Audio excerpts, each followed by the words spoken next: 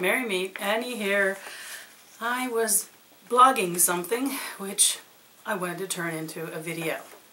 Most of my videos are responses to those of you who send me questions or make comments, have ideas for videos that you send me.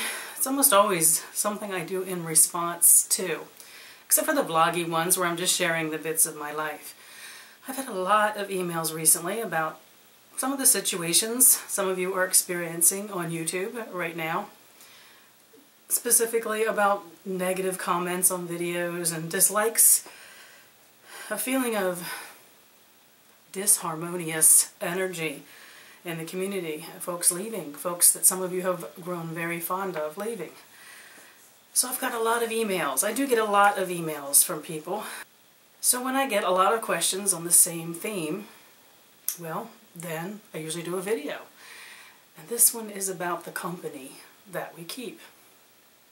It's a little different this time because actually I've done a vlog on this that I would be uploading shortly, and it's actually in response to conversations outside of YouTube that I have been having with friends who are experiencing some of the same frustration levels with online boards in the pagan community, with places like Pagan Space, Yahoo groups, Google groups, you name it.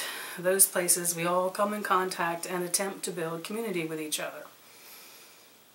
And in fact, some of the questions I have received have been around people meeting others in the actual community face to face and running into some things that are making them uncomfortable. So as I wrote the blog that I'm going to upload about this, I suddenly realized it fits the bill for those of you on YouTube who have asked me how do I feel about some of the things that are going on. There is a conversation out there, specifically from my YouTube friends, in this case, who have sent me comments to ask me questions about how I feel about the negative comments and postings and dislikes that are happening a lot in our community. And of course the fact that it is driving away some people that some of my viewers are extremely fond of and will miss greatly. When I got enough questions along those lines, I thought, you know, it's time that I share.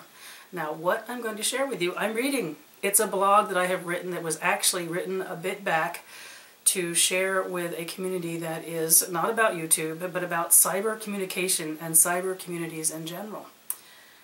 And it just seemed to fit the bill on sharing how I feel about that here and now with my YouTube friends. So if you're tired of this conversation, wait for another video to come along that I do that captures your interest better than this. But if you're interested in what my take is on this community and some of this negativity and some of the things we deal with, very specifically though, how do I deal with it? Well then, welcome to the rest of this video. So we'll start with a little logo that I keep in mind. Something I call the little monster, otherwise known as the Detractor. This is the vlog that I wanted to share with you. It's called The Company We Keep. You know the old phrase, we are known by the company we keep? Well, I have been thinking of that a great deal recently when it comes to the World Wide Web. We're known by the company we keep, led from one thought to another for me. I'll come back to where I started before I wrap up this blog. For the moment, I'll take you where that phrase took me, to the concept of the Detractor. The tiny monster, truly a human aberration and a deviation from the norm that we hope to recognize when we encounter it, although it has been known to sneak up on us. That word, detractor, means to speak ill of or belittle. And as importantly, it means to draw the attention away from or to take away. I haven't addressed the detractor much publicly before now, as personally, those who have a need to detract from others don't make much of an impression on me. They're a tiny blip in the radar of life, usually. But thoughts on those beasties, that detractor beast, have been circling my head recently like gnats that I keep slapping at. Little buggers. I feel my mind goes small when I do that, though, kind of shrinky-dinking my self-awareness as I give some of myself away to them. So blogging, being what it is, I decided to focus on this part of the life's experience for a bit. Blogging always permits me to bring back together parts of myself, sometimes reassembled into a better me if I'm lucky. When I encountered my first detractor online, it must have been 20 years ago, but I guarantee you it was within the first week that I bought my first computer and went online. I remember thinking it was a sad reflection on the quality of some people's lives. And you know what? I'm lying. Because at first, it was shock at meeting that little monster for the first time. I had no wisdom yet to deal with it. I was a bit blindsided. It started with hurt feelings and amazement that I could possibly elicit attack. Me? It just didn't seem possible. My cyber rose-colored glasses were shattered very quickly and very early on. That first lesson was that there are people the detractor doesn't respect or like. But a prerequisite to be a detractor is to have a need that's satisfied by interaction with those people, even a strange glomming on to people, regardless of how you feel about them, especially if you've got a problem with them. It would take an army of psychologists and much more compassionate folk than I to understand that behavior. I think most of us do recognize it as narcissism and insecurity, with a bit of stalking tossed in there for the creepy measure for those who tend to glom onto their targets. When we think that is the sum of the life of the detractor, and it usually is, we can begin to understand a small part of their wretchedness. That is, if we want to. You also have a choice not to go there. I think, though, that we develop a learned behavior because we begin to be aware of that kind of incoming and recognize that it truly is easy to recognize. I remember being shocked early on when I inherited my first detractor or two, and as I thought of myself as a fairly innocuous personality. As I grew to know myself better, I learned I'm pretty much by intention harmless, but I'm as likely to offend as anyone else is, even if unintentionally. I do, though, like to think of myself as being at least not insipid. Others have their own opinion about that. I do, though, find the detractor is an interesting psychological study, especially when I'm in the mood to A, be entertained by human foible, or B, be intellectually challenged by the opportunity to analyze psyche, which then leads to a personally foibleless option C, which is giving in to my own tiny monster and feeling myself better than the other. I, like all of us, am a work in progress, and when it comes to my own idiocentricities, or is it eccentricities? Back to the word detractor. The first part of the definition of that word fits what the detractor does. Disparages others. It's the second part of the word that I think is the most important, though. The drawing away of attention. The detractor's attempt to take the focus away from others. They're not just the center of their universe to them. They are the only thing in their universe. My simple take on this whole thing is that we have no control over the first part of the description of the word detractor. Detractors will operate behind the false security of cyber anonymity. It is one of the quirk of online groups, small folk dancing at the edge of our communities, chanting "neener, neener" and tossing spears at individuals or into the middle of discussions, and then withdrawing back into the cyber fog, probably hard at work then, making plans and plots on how they're going to come out yet again. Honestly, that is how I perceive these people. It is what it is. They are what they are. Tiny. Very tiny monsters. We've known these people all of our lives. They made themselves known when we first left home and we encountered them in the schoolyard. We knew them throughout those years and discovered they matured into the same kind of nuisance as adults when we began meeting them in the workplace, in our communities, and just about any place where people came together.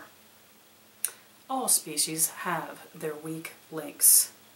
My theory is that whenever two or more human folk gather, there is the potential for serious jerkdom.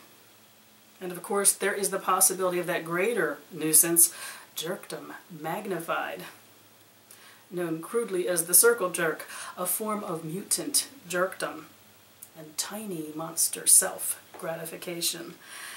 And when two or more jerks gather in the name of, well, in the name of anything, picture a tiny monster orgy, a convention of detractors. Admittedly, when this becomes the most difficult to accept is when we acknowledge this subspecies exists within our families, in other places close to our hearts, and even in our spiritual communities. However, it is the second part of the definition I think is the most important. The tiny monster's ability to detract from others, to shift energy and attention away from others and to themselves, has only the power we give it. We control that. We absolutely do. If we feed it with any kind of response, we permitted the second half of that definition to occur. We might as well chant at the time, "All hail the tiny monsters." In a nutshell, for those of you who have asked me to share how I feel about this, that's it. Detractors have only the power we give them. Not a one of them has changed my mind about those I care about. Not a one of them has personally insulted me, no matter that they may think they have, simply because I do not allow it. I have no control over the detractors who occasionally nibble at the edges of my life,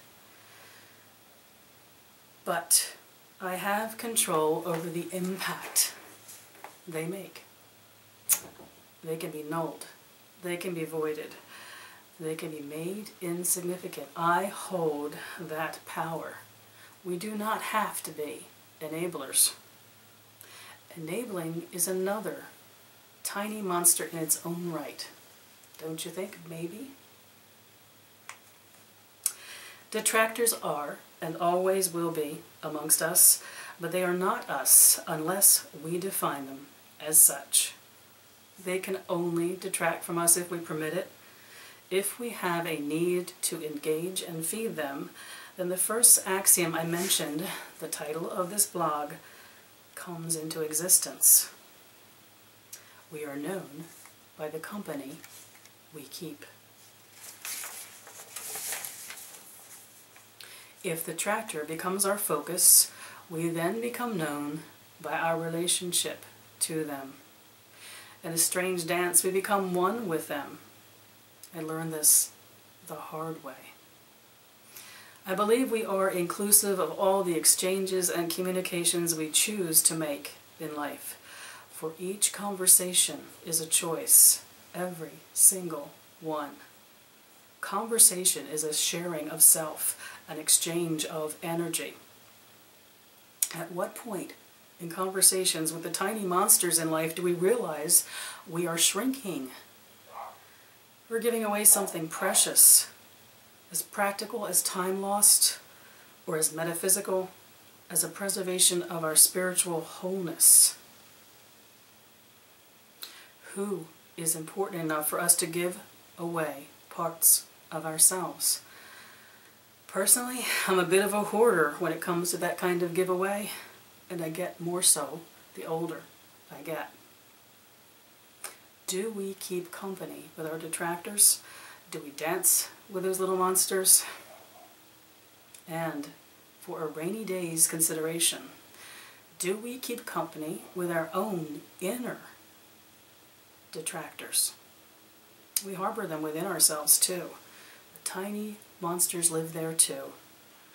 That's for another blog on another day, perhaps on a rainy day. Here's the thing, though, about being known by the company we keep. In the end, we become the company we keep. Look around you in your life. That includes those you can hold close and those you know over the electronic airwaves. Choose the company that you'll keep. It's all about choice, really, and holding what is beautiful about ourselves whole. We develop a keen sense of recognition about those tiny monsters. We start to see them, those would-be detractors. We see them easily. We see them all throughout the places in our lives they tend to lurk. They're not going anywhere. They don't really have any place to go. But we do. We have a life to dance through.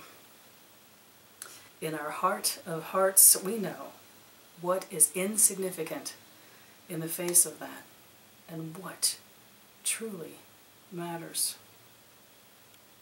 We truly do. I wish you mirth and reverence. Merry part.